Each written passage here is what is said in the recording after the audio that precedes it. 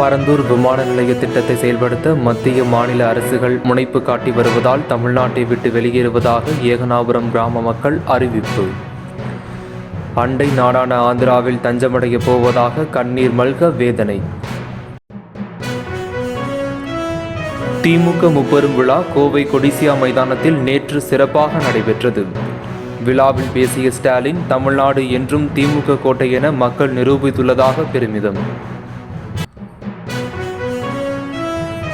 தாம்பரம் முதல் ராமநாதபுரம் வரை சிறப்பு எக்ஸ்பிரஸ் ரயில் சேவை. வாரத்தில் 2 நாட்கள் மட்டும் செல்லக்கூடிய சிறப்பு எக்ஸ்பிரஸ் ரயில் இயக்கப்படுவதாக தெற்கு ரயில்வே அறிவிப்பு. சென்னையில் மாற்றமின்றி தொடரும் பெட்ரோல் டீசல் விலை. 1 லிட்டர் பெட்ரோல் 100 ரூபாய் 75 காசுகளுக்கும், டீசல் 92 ரூபாய் 34 காசுகளுக்கும் விற்பனை.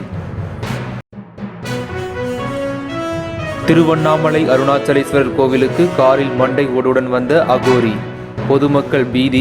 போக்குவரத்துக்கு இடையூறு செய்ததாக கூறி போலீசார் 3000 ரூபாய் அபராதம் விதிப்பு. ஆந்திர முன்னாள் முதலமைச்சர் ஜெகன்மோகன் ரெட்டி வீட்டில் அனுமதியின்றி கட்டப்பட்ட பகுதிகளை இடித்த அதிகாரிகள். பலத்த போலீஸ் பாதுகாப்புடன் ஜேசிபி மூலம் இடிக்கும் பணியை மேற்கொண்டனர் மாநகராட்சி அதிகாரிகள்.